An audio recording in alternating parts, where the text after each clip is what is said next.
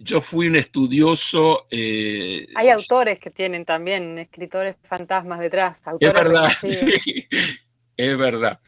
El caso más divertido, y estamos cerca de empezar, y a mí me están dando mucha manija, es el de Alejandro Dumas padre. Alejandro Dumas padre tenía una capacidad de inventar historias impresionantes, pero también le encantaba las fiestas, emborracharse, de tener prostitutas a su alrededor. Cuando aparece su hijo, lo suma al equipo y también se le metió en las fiestitas y en las qué sé yo.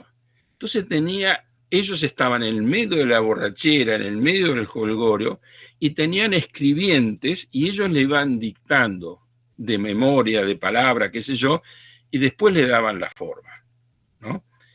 Agatha Christie tuvo una capacidad impresionante y terminó teniendo una secretaria. Ella dictaba y la secretaria le daba forma y tomaba nota porque tenía una capacidad extraordinaria. Pero el caso de Alejandro Dumas, que lo mete al hijo en el medio de esto, tenía una serie de escritores, fantasmas todos, bien pagos, en que ellos le iban dictando el argumento y qué sé yo, ¿no?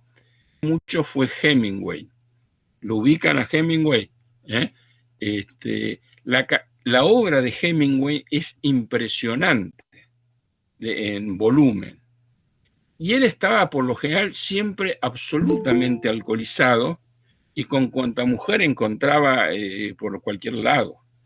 La gran pregunta mía era, ¿cómo hacía para poder escribir tanto en el medio de esos jolgorios que tenía Hemingway, ¿no?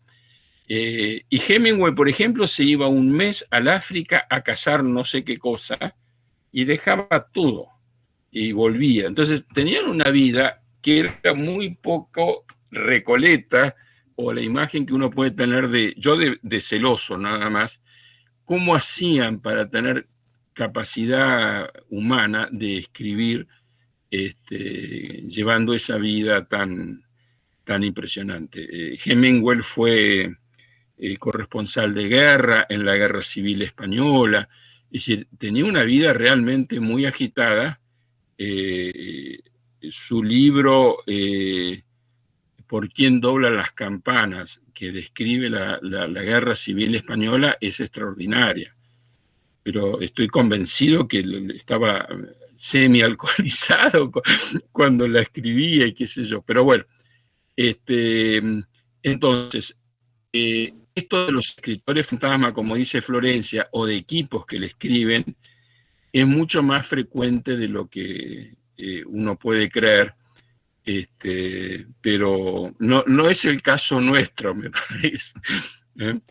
También volviendo a lo que estaban hablando cuando yo entré, que no sé bien cuál era la pregunta, pero y también hay muchos de estos los escritores que escriben novelas de época, digamos, que tienen una legión de gente que les investiga, les hace las investigaciones para justamente no pifiarle en cuestiones que casi no hay que ser historiador para escribir novelas históricas. Hay mucho de eso también. No que les escriben la novela, pero sí que les hacen las investigaciones y los asesoran sobre cada detalle que ponen para que después no haya Exacto. errores. Yo lo tengo apuntado este tema también para los ensayos. Es decir, muchas veces los ensayos, si consiguiéramos tener a alguien que colabora en la investigación, puede ser muchísimo.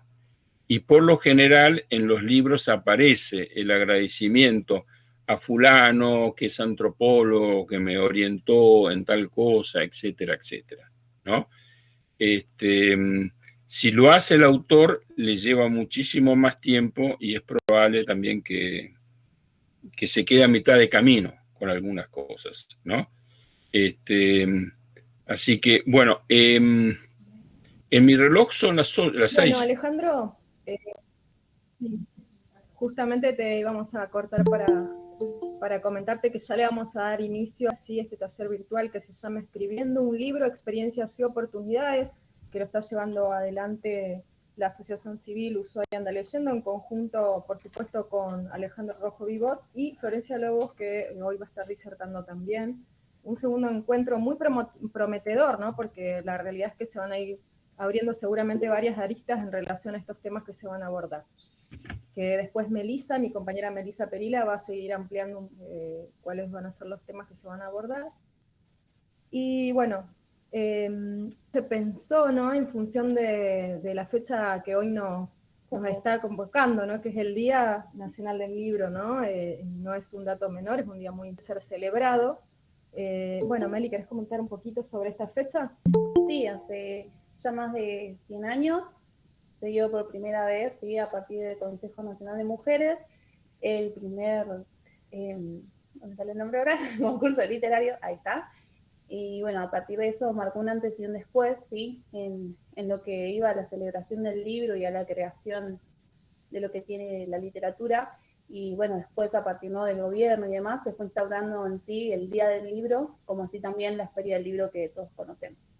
Bueno, vamos a dar comienzo a este espacio. Les queremos recordar que vamos a estar compartiéndolo en vivo por YouTube. Estamos ahí terminando de hacer los arreglos, que tuvimos unos problemas con la conexión, pero la idea es que esté siendo, bueno, y que todos los que participen de los 2 encuentros van a contar con el certificado de participación, como así también de regalo una obra del autor de Alejandro Rojo Vivot, que está acá disertando hoy y que ya ha disertado el encuentro pasado. Bueno, a continuación les vamos a contar algo brevemente sobre los participantes. Mencionamos entonces que van a estar participando nuevamente Alejandro Rojo Vivot, que se formó en letras, corrección de textos y edición. Se desempeñó como correctora de textos de manera independiente y para distintos organismos estatales, editoriales y revistas. Colaboró en proyectos editoriales como las revistas Rodia, Juego de Encuentro y Divulgación y Excéntrica. En el año 2018 publicó el libro de poemas El lento deambular de las tormentas, en sur y porfiado. Ese año obtuvo una beca de creación del Fondo Nacional de las Artes en la disciplina Letras, y actualmente está a cargo de la editora cultural Tierra del Fuego, dependiente de la Secretaría de Cultura de la provincia. Nuestro disertante Alejandro Rojo Vivot ha publicado 29 libros, algunos con varias ediciones, y 1.400 artículos periodísticos, dio conferencias y cursos en casi todos los países de América y el Caribe. Es autor de prólogos y epílogos, ha trabajado como escritor fantasma en 2 autobiografías, y en numerosas oportunidades ha corregido integralmente originales. Fue director de Cultura y Educación de la Municipalidad de Ushuaia y ha recibido varios premios y distinciones. Bueno, damos entonces inicio formalmente a la segunda parte de este taller virtual. Los invitamos a que los disfruten y bueno, pueden ir realizando algún tipo de consulta por medio de los mensajes de la mensajería interna. Y además pueden habilitar también los micrófonos. Queremos que esto sea dialogado, ¿no? Que puedan ir compartiendo y consultando en la medida que así se requiera. En el programa de hoy vamos a contar, ¿sí?, con la disertación de Florencia Lobos, que va a hablar un poco sobre las experiencias de la editora cultural de Tierra del Fuego, sobre cómo escribir un texto, publicar un libro, los procesos que tiene de presentación, selección y publicación de obras de la editora. Además, se va a tratar sobre la ley 768, que es sobre la editora cultural de Tierra del Fuego, la creación tanto como su modificatoria, que es la 1221. Y además, al final va a hablar un poco también Alejandro Rojo Vivot nuevamente, ¿sí?, sobre cómo se escriben los ensayos. Bueno, Florencia, es tuya la palabra. Bueno, gracias chicas por la invitación. Quiero, bueno, felicitar a Ushuaia Anda Leyendo por la iniciativa, me parece re interesante, como todo lo que hacen en realidad. El otro día les decía, pero ahora lo quiero decir públicamente también, admiro todo el trabajo militante a la biblioteca y a los libros. Así que, bueno, aplaudo esta iniciativa y a Alejandro que también está detrás y acompaña hoy también. Yo lamentablemente no pude estar en el encuentro anterior, teníamos justo una presentación del libro de la editora, así que me lo perdí, pero me imagino que debe haber estado súper interesante. Lo de hoy va a ser, creo, un poco más aburrido. No habrá tantas anécdotas, pero está bueno que hayan pensado en sumarlo, en sumar esta parte de la edición, quizás no tanto de la escritura. Sobre eso ya habrá hablado Alejandro bastante, él tiene mucha más experiencia, por supuesto. Y bueno, esto, ¿no? De sumar a la editora, que es una herramienta que está acá, al alcance de todos, todas, las personas que estén con un libro en manos o pensando en algún momento en publicar. Me alegra ver a Betty Díaz por acá, que es autora de La Editora, publicó hace poquito, hace poquito presentamos su libro La Tierra de los Gigantes, y bueno, veo que seguramente tiene más cosas entre manos, así que sigue informándose. Bueno, un poco la presentación, que haciendo un juego con el nombre del taller, que se llama Escribiendo un libro, es algo en realidad de lo que siempre hablamos, quienes participamos del detrás de escena, la uso todo el tiempo está como bastante extendida. Sin embargo, no es del todo correcta, podríamos decir, porque en realidad, digamos, autores escriben y son las que publican los libros, ¿no? Escribir un libro es casi como sería hasta complicado de entenderlo, porque hay todo un proceso detrás, ¿no? Así como hay una diferencia, la hablábamos también recién, entre imprenta y editorial. Una imprenta es un lugar que simplemente imprime eh, libros hechos por alguien más, por una editorial, y una editorial tiene todo un trabajo detrás con la palabra, ¿no? A la imprenta va lo que ya está diseñado, diagramado, y en la editorial es donde se hacen esos trabajos específicos. Hay distintos tipos.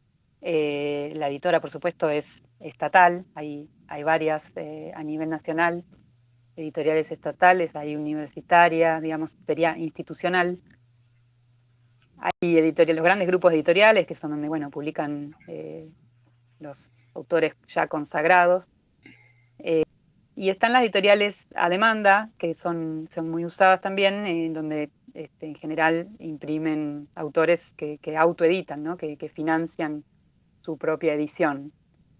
Se llaman editoriales a demanda, en inglés tienen otros nombres, que en realidad hay muchas, la verdad, también. No en todas esas editoriales se dan los mismos procesos, ¿no? El tema de la corrección, por ejemplo, que recién mencionaba Alejandro y que creo que por lo que comentó debe haber hablado sobre eso. Después de que ya están escritos los libros, hay en general editoriales que no lo saltean directamente.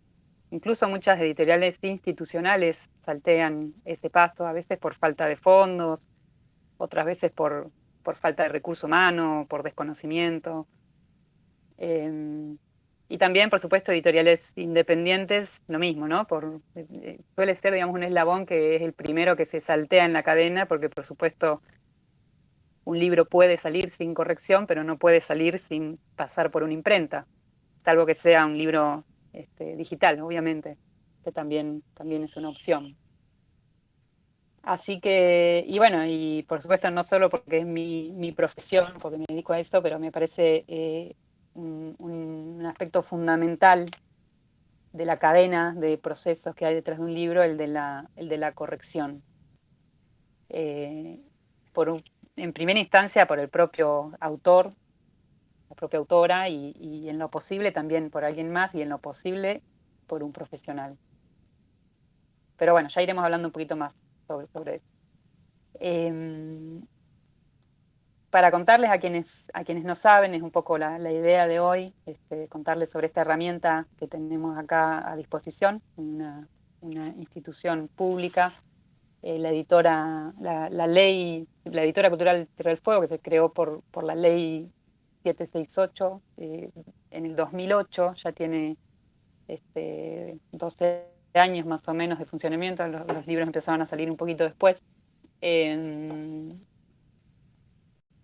Está manejada, digamos, o se rige bajo la figura de un comité ejecutivo que lo preside la secretaria de Cultura, en este caso, o quien está a cargo de la Secretaría de Cultura. Tiene representantes de los municipios y representantes de artistas. En este momento hay, bueno, representantes de los dos municipios de Tolwyn y de Ushuaia, y tiene representantes de músicos, de artistas visuales, de escritores, escritoras, y quedó vacante el de artesanos. Pero ese es el órgano, digamos, que rige un poco el funcionamiento de la editora, más, bueno, en este caso yo como referente de la editora. El comité ejecutivo es el que establece las convocatorias que se hacen año a año, elige o termina de elegir las obras que son evaluadas por un comité asesor de selección de proyectos, define el orden de publicación y el financiamiento, el porcentaje de financiamiento de cada obra. Hace, bueno, su labor ad honorem, salvo los que son miembros de la Secretaría de Cultura, o sea, los miembros los que son móviles, que se van eligiendo cada 2 años. Los representantes de artistas hacen su trabajo ad honorem, y lo mismo quienes integran los comités asesores de selección de proyectos, que vienen a ser los jurados, ¿no? La editora, o sea, hace convocatorias. En general suelen ser una vez al año. Desde que arrancó, creo que solamente un año no se hizo convocatoria anual. Se reciben las obras, elige a quienes van a evaluarlas, dependiendo del tipo de obra que se presente, ¿no? O sea, siempre son especialistas o gente con mucha trayectoria en el área, de la provincia y también de otras provincias. No sé, si se presenta un libro sobre geología, se llamará a que lo evalúe a personas, a profesionales de esa área. Si se presentan libros de narrativa, de poesía, se convoca a escritores, profesores de letras, bibliotecarios, básicamente. Estos que suponemos que son lectores por sobre todas las cosas, ¿no? Grandes lectores.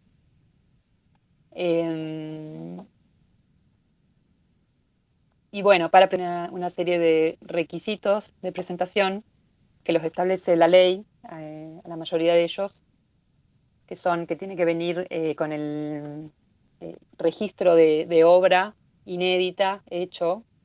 Esto es un trámite que se hace en la Dirección Nacional de Derecho de Autor, que lo puede hacer cualquier persona que tenga una obra, digamos. En este momento se puede hacer a distancia prácticamente todo. Hay solo un momento en que hay que mandar por correo un formulario. Y pedimos que venga la obra corregida, justamente. ¿Por qué? ¿Por qué se pide que en lo posible las obras vengan ya corregidas? Justamente porque el trabajo de los evaluadores, de los jurados, es ad honorem, y lo mínimo que podemos hacer es entregarles textos legibles, por lo menos que se puedan leer sin traspiés, que tengan coherencia, cohesión, que cierren desde todos los puntos de vista. Y porque después esos libros, los libros que publica la editora, van a ir a parar a todas las escuelas. Es una de las características fundamentales de la editora, que después todo lo que publica lo distribuye de forma gratuita en los distintos establecimientos educativos de todos los niveles. Y bueno, es importantísimo que lo que se publica desde el Estado esté en las mejores condiciones posibles en cuanto a contenido, que no tenga errores, que haya claridad. Entonces es un poco para despejar la tarea de los jurados, que esto, ¿no? Que se pide que las obras vengan corregidas. Después, por supuesto, hay trabajo de edición hacia adentro. No lo había quizás en los primeros años de la editora, pero como todo organismo, como toda entidad que va creciendo y afianzándose, bueno, hay cosas que se pueden ir mejorando. Todavía faltan mejorar muchas, pero en este momento intentamos que las obras salgan esto, ¿no? Lo más pulidas posible. Después, no sé si, me imagino que sí, yo vi el perfil más o menos que amablemente nos mandaron las chicas sobre los inscriptas, y no sé si todos acá están pensando o tienen en mente, digamos, publicar narrativa, pero hay una diferencia muy grande entre la edición que se hace en obras de narrativa y la edición que se hace en la edición técnica, que se le llama, ¿no? En obras que o sea, que no son obras literarias, sino obras de lo que se llama de no ficción, donde entran un montón de otro tipo de libros. Hay muchos en la editora publicados así. Libros de ciencias sociales, ciencias naturales, investigaciones, periodismo. Por ejemplo, libros que tienen fotografías. Sobre eso también hay requisitos de presentación. Es importante que todo lo que se presenta para la evaluación de los jurados venga eh, con calidad, para después poder ser impreso, por ejemplo. Pedimos una serie de requisitos técnicos de las imágenes. Y bueno, después, si las obras son aprobadas, se pasa como al proceso de preedición, que le llamamos, donde, bueno, se chequea todas estas cuestiones. Por ejemplo, si hay una obra que se presenta con imágenes, si no son imágenes propias, hay derechos de autor. Hablábamos recién sobre eso. No es que uno puede agarrar y si hay imágenes en internet, usarlas para su libro, así como así. Hay derechos, así como los textos tienen derechos, las obras, digamos, las obras publicadas también los tienen las imágenes, con distintos plazos, pero, por ejemplo, para poder usar una imagen que tiene, hay que haber esperado, tiene que haber pasado 20 años desde su primera publicación. Derechos de autor, de textos, son 70, en Argentina, porque también varía de país a país, son 70 años después de la muerte del autor. Y en algunos casos incluso esos derechos pasan a instituciones o a herederos, así que es toda una cuestión. Lo que importa básicamente, bueno, es que eso, ¿no? Si se presentan textos o imágenes, lo que sea, que no son propios, que estén los correspondientes permisos.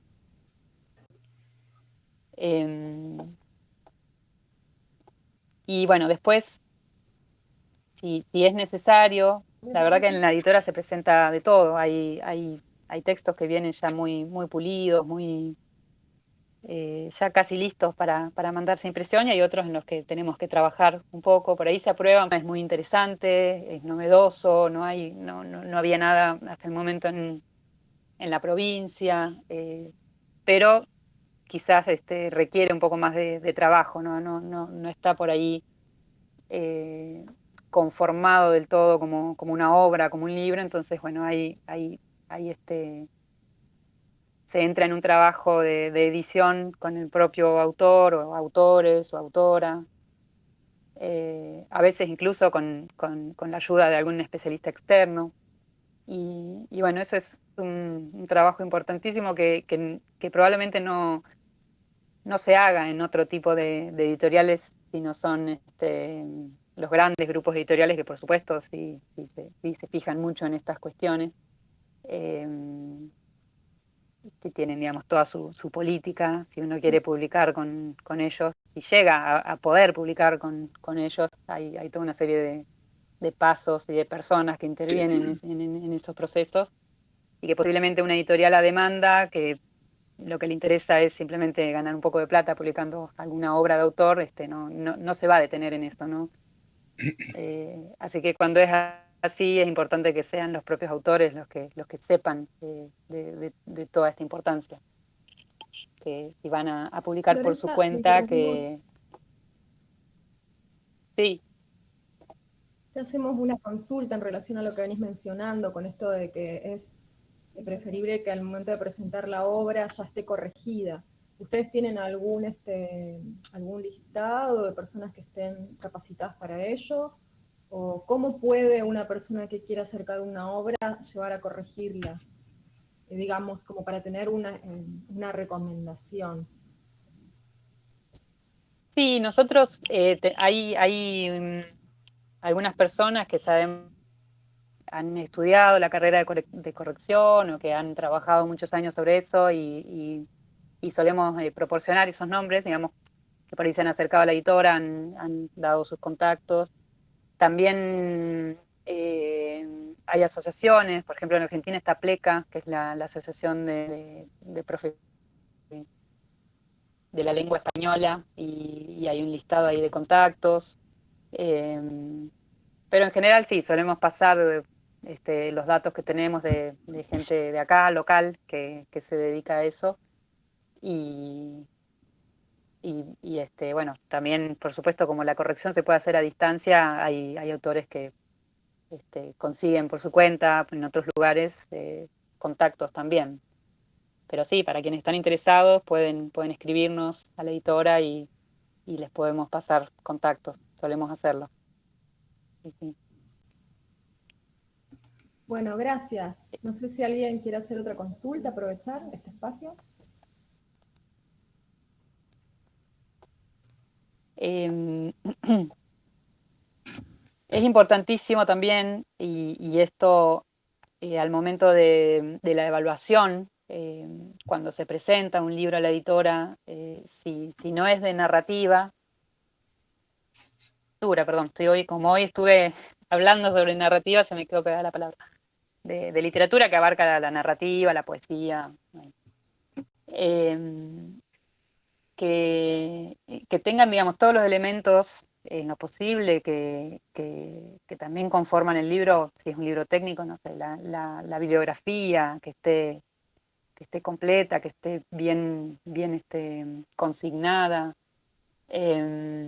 Muchísimo que si se hacen citas, si se incluyen palabras de otros, que eso esté bien consignado. Los índices, la importancia de no plagiar. Y insisto en esto de la corrección, me voy a acordar siempre de una experiencia que tuve en Ecuador, una vez que estuve, bueno, ahí colaborando en una biblioteca también rural, y donde hacían apoyo escolar, y había, estaban usando unos libros de matemática, y había una nenita así como muy ofuscada porque no le salían las cuentas, y me di cuenta de que en realidad el que tenía el error era el libro entregado por el Ministerio de Educación de ahí de Ecuador.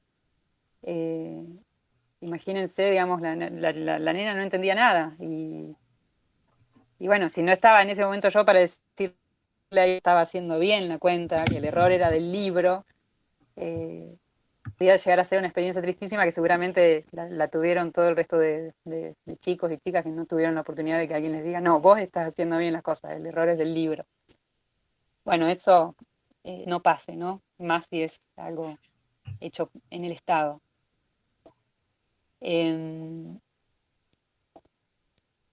Bueno, hay toda una serie de trabajo, digamos, de edición que se hace.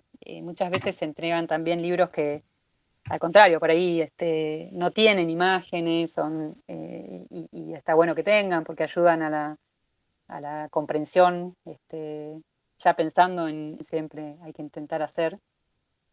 Entonces hay un trabajo de búsqueda de imágenes. En los libros se llama el paratexto, que es lo que rodea o lo que acompaña el texto principal, ¿no? el texto de la obra, las imágenes, los epígrafes, los textos de contratapa, después ya, bueno, toda esa es una parte de diagramación y edición propiamente dicha. Que bueno, si es una editorial así, se lo hace en la editorial, pero si hay autores que van a editar por su cuenta, en editoriales a demanda, por ahí está bueno que lo sepan de antemano para no tener que hacerlo a último momento, ¿no? En general a los textos, al paratexto lo suelen hacer los editores, escribir la contratapa, las biografías de los autores, pero a veces no, les toca hacerlos a los autores mismos. Y bueno, la contratapa es todo un género también, ¿no? Dicen por ahí. Acá preguntan si de ese trabajo que incluye el diseño de la tapa. Cuando entregan los autores a la editorial, o no entendí la pregunta, perdón. A ver si la leo. Florencia. Sí. Ah, perdón, ahí entendí.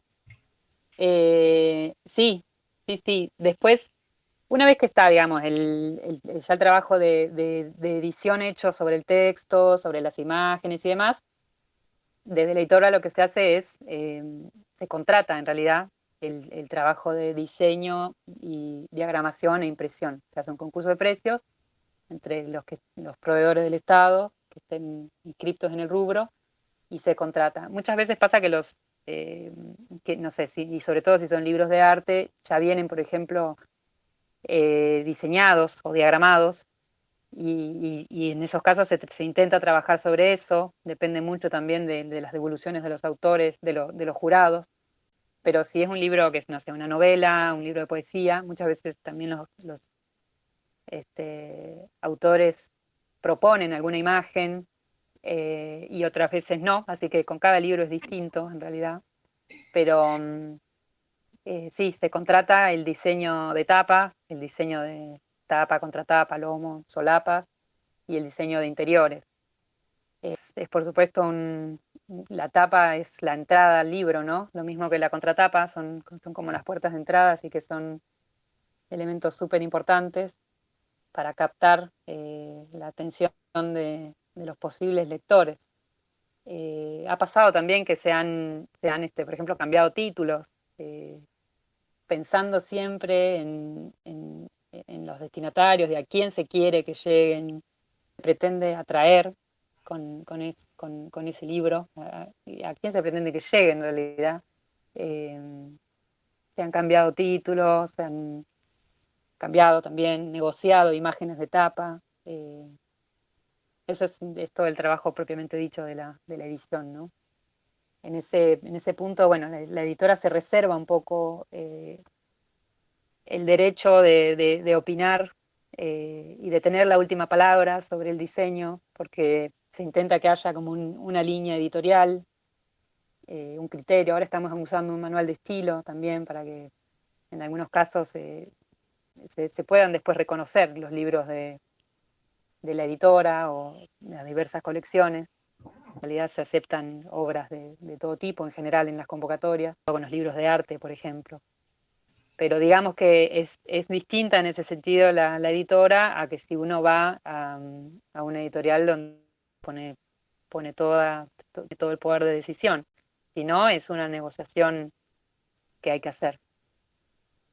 Creo que había una pregunta ahí, vi que entró algo, pero no sé si era pregunta o... Exacto, sí. Miguel Di Batista pregunta acá. En mi historia me tomé el trabajo de hacer un mapa de las regiones donde ocurren los eventos. La editorial, ¿usaría ese mapa o contratarían a alguien para hacer? Y bueno, habría que verlo, habría que ver cómo está de claro, cómo está en cuanto a calidad, en cuanto a formato, y podría darse, reúne, digamos, todos los requisitos de calidad y de legibilidad, de claridad, y si no, podría darse el caso de que se contrate a alguien para que haga uno en una versión nada más acorde por ahí a la edición que se pretenda hacer.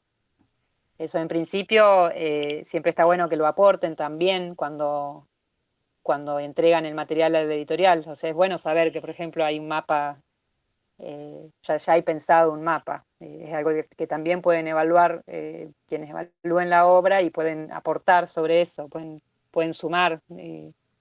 Muchas veces son muy útiles las devoluciones de los autores, aun cuando no aprueben la obra. Pasa mucho que por ahí una obra no se aprueba, pero justamente hay una devolución que enriquece después la experiencia de los autores y por ahí se pueden volver a presentar después.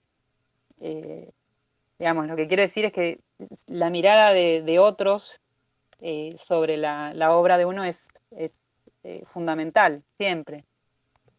Desde mi punto de vista, ¿no? No sé si, obviamente, hay quien no opina así, y bueno, está perfecto también. Por ahí hay personas que tienen las cosas mucho más claras que otras y también existen, y es lo que decía, ¿no? A veces pasa que llegan obras así muy, muy cerraditas, muy, muy pulidas, trabajar mucho, y otras que sí, se dan todos los casos hacia adentro de la editora. Por ejemplo, si no me equivoco, yo no estuve en ese proceso de edición, pero con la obra de Ciro Luna da Pozo, se me acaba de borrar el nombre ahora. Si no me equivoco, él aportó, por ejemplo, que la obra publicada, había creo que publicado antes Historieta, pero así de narrativa, es una novela juvenil, era la primera, y hubo todo un proceso de corrección, de acompañamiento, de corrección de esa novela, y después él sumó también mapa, por ejemplo, un mapa, creo que lo sumó después, no que estaba ya desde el inicio, para acompañar la edición de la obra. Muchas veces pasa eso. Los hijos de la tormenta, sí, ahí se me había borrado. Y sí, a veces el proceso de edición es muy rico, muy interesante, surgen cosas a mitad camino. Y bueno, está bueno que pueda suceder, que tenga lugar.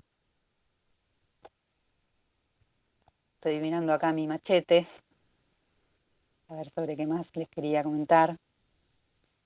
Nos pasa mucho que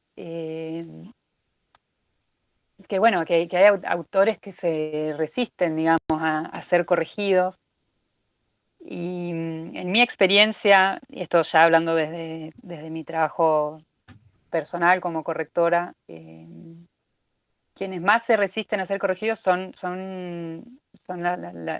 quienes menos experiencia de escritura tienen, quienes están más inseguros en realidad sobre sus textos. Las personas que saben escribir, que conocen los procesos de escritura, que conocen el lenguaje, se dejan corregir mucho más, supongo que porque entienden, ¿no? Cuando uno hace algún comentario sobre gramática, sobre sintaxis, sobre puntuación, que son fundamentales para que un texto fluya, ¿no? Quede legible. Yo siempre digo, ya no me acuerdo de dónde lo leí alguna vez, pero que oscuridad no es sinónimo de profundidad, y esto sobre todo para textos técnicos, quizás no tanto de literatura, sino que textos que hablan sobre plejas y demás, no porque se usen palabras extrañas y formas raras y poco usadas de la sintaxis, va a ser un texto más profundo, ¿no? Muchas veces es al contrario, no hace falta hacer vericuetos en el lenguaje para que algo sea importante, y de hecho queda mucho más claro y más legible para más cantidad de personas, así que en esos textos así crípticos, herméticos, hay que trabajar mucho, pero bueno, no siempre los autores están dispuestos, pero también porque por desconocer el oficio, yo creo. Si uno se pone a investigar un poco, supongo que sobre esto sabrá más Alejandro también. En realidad, no creo que exista ningún autor de los, bueno, habrá alguno que sí, pero de los que llamamos consagrados, que no tenga por lo menos lectores amigos. Si no hay un corrector detrás o correctora, hay lectores amigos, más allá de la nuestra. Creo que sucede siempre detrás de cada y de no ficción también. Es muy, muy importante la mirada de nosotros. Muchas veces porque nos pasa a todos en realidad, incluso a quienes corregimos. Cuando escribimos tenemos ya una idea en la cabeza, tenemos en mente lo que queremos decir y ya lo entendemos. Pero bueno, no nos estamos poniendo en la cabeza de quienes nos leen. Y lo de cometer erratas también. Uno lee lo que cree que escribió y no ve que hay una errata ahí. Entonces es fundamental que alguien más lo lea para darse cuenta, porque uno lee lo que cree que escribió. Es así. Las erratas, bueno, desde ya que por más que un texto se lea 100 veces, seguramente ni bien llega de la imprenta, lo abrimos y va a aparecer otra. Es como la maldición de los correctores, suele pasar. ¿Qué más?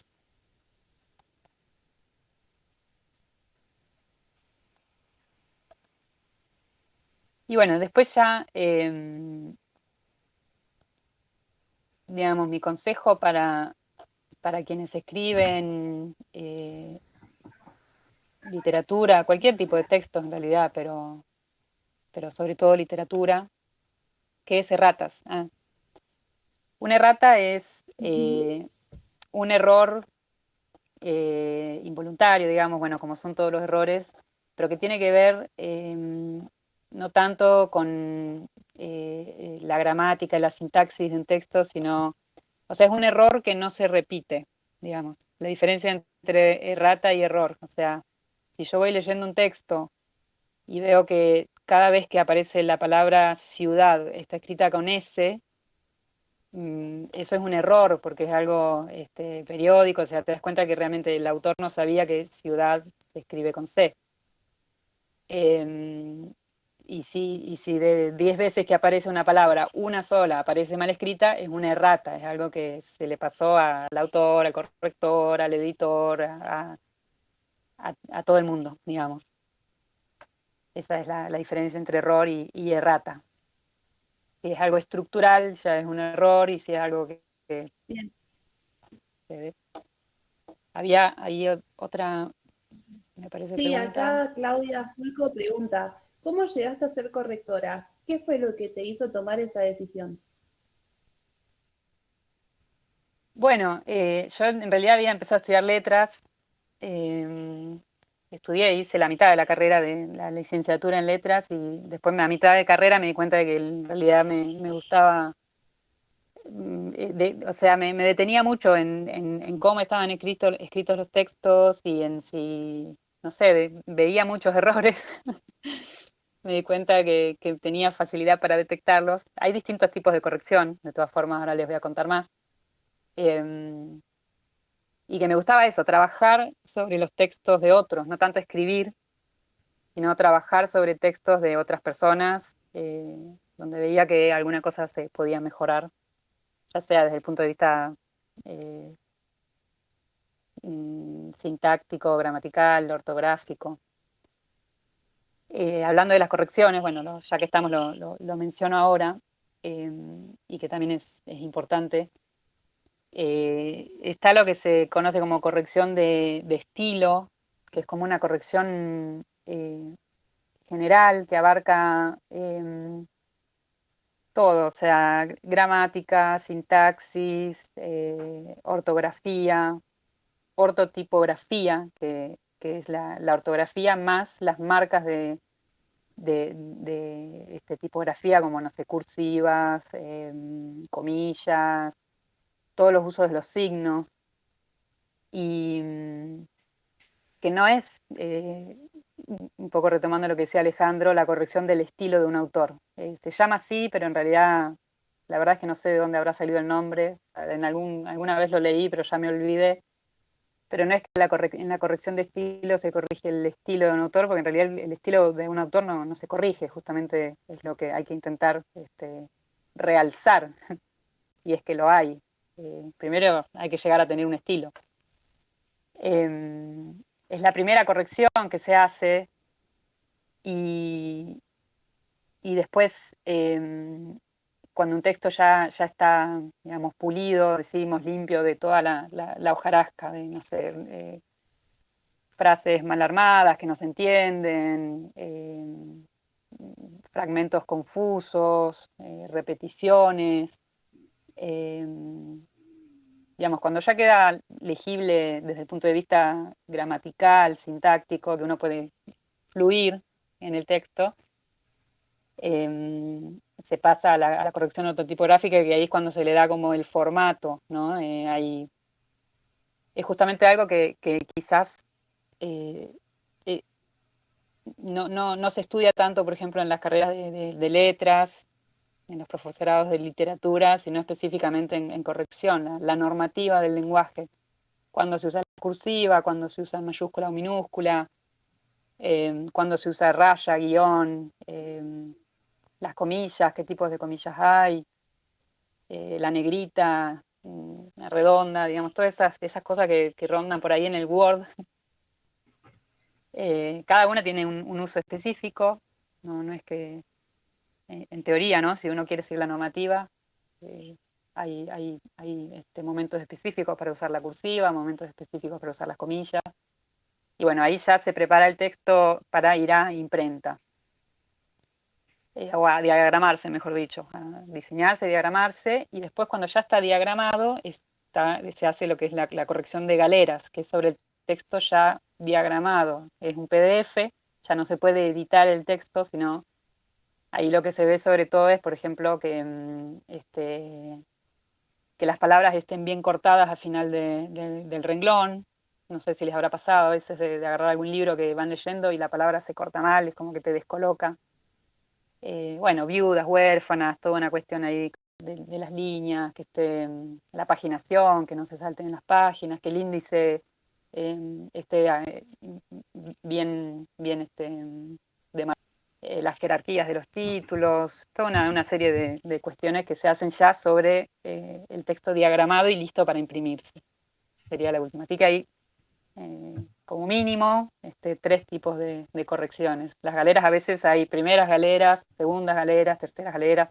Algunas se hacen, esto ya casi no se hace en realidad, pero originalmente se imprimía y se hacían sobre el papel. Ahora ya directamente todo es mediante pantalla. Yo trabajé de eso, de hecho, para la editorial Siglo XXI, por ejemplo, corrigiendo galera en papel, y después ya directamente fue en pantalla.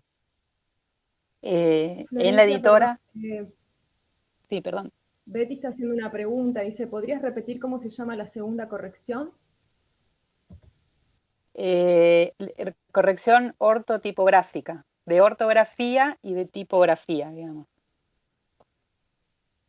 Lo ideal también es que a esas correcciones las hagan distintas personas, porque también si las hace una sola persona es factible que se le escapen cosas. Pero bueno, esto no siempre es posible, de hecho tiene que ser una editorial como bastante potente y con recursos y demás para que eso suceda. Yo creo que en la mayoría de los casos el recurso humano se usa para todas. En la editora digamos, la idea es que justamente a la primera corrección de estilo y demás, o sea, los textos vengan ya con esa, y sí hacemos la revisión o intentamos hacer la revisión de las otras, ¿no? Pero bueno, también siempre hay situaciones que escapan y la idea es poder sacar libros, no cerrar la puerta, al contrario, abrir la puerta a quienes quieran editar. Así que hacemos lo que podemos. Acá tenemos un par de preguntas porque si bien somos moderadores y organizadoras, nos interesa y estamos así también participando un poco del taller. Y acá las chicas preguntan, por ahí para conocer en la editora más o menos cuál es el espíritu del estilo, ¿no?, que va a tener la editora con esta gestión, cómo va a estar marcado, cómo está marcado a partir de estas publicaciones que están haciendo. Y después nos gustaría conocer si ya tienen fecha de la próxima convocatoria y por qué medio va a ser, digamos, en qué medio se puede acceder a esa convocatoria. Bien. Bueno, en cuanto a la primera pregunta, no sé si se puede, si se hablaría de un espíritu o estilo, pero sí esto, ¿no? Para mí es tan importante la parte visual de los libros, la parte del contenido, digamos, perdón, del continente sería, del formato, como del contenido. O sea, me importa, me interesa mucho que los libros salgan cada vez mejores en cuanto a contenido, que se pueda cumplir con todos esos procesos, que no siempre se puede, pero se intenta, y creo que se va avanzando año a año y gestión a gestión en eso. Y también la idea es usar una herramienta de la ley de la editora que permite rescatar el patrimonio literario de la provincia, y en ese sentido estamos trabajando en publicar autores, nuestros grandes autores que no habían sido publicados por la editora. Bueno, esto, ¿no? Que poder socializar sus libros, poder hacer que lleguen a todas las escuelas, y así como llegan los de el resto de autores que publicamos. También, por ejemplo, una idea, y esto en realidad lo digo yo, pero todo lo que vamos decidiendo y demás lo hablamos y lo proponemos en el comité ejecutivo. Es, por ejemplo, intentar dar valor a los artistas locales y usar obras suyas para las tapas, por ejemplo. Estamos trabajando en definir las colecciones de la editora, que creo que ya estamos en condiciones de armar colecciones con la cantidad de títulos que tiene publicados, que son más de 100, y nos dan como un parámetro de lo que más digamos, del interés que hay entre los autores de por acá. Y con respecto a la convocatoria, no está definida todavía la fecha. La verdad es que se presentaron muchas obras en la del año pasado, y se aprobaron muchas también. Hay 16 obras en las que estamos trabajando, más algunas obras, otras que tienen esto que les decía del rescate patrimonial, digamos, literario. Así que estamos muchísimo. Pero bueno, la idea sería lanzar una convocatoria a fin de año, como fue el año pasado. Y bueno, otra gran parte, digamos, de la editora que por ahí el último tiempo estaba un tanto dormida, es la de edición de musicales y audiovisuales, que también lo habilita la ley, habla de eso. Discos se han sacado muy pocos en realidad, también por una cuestión de dificultad de lo que establece la misma ley.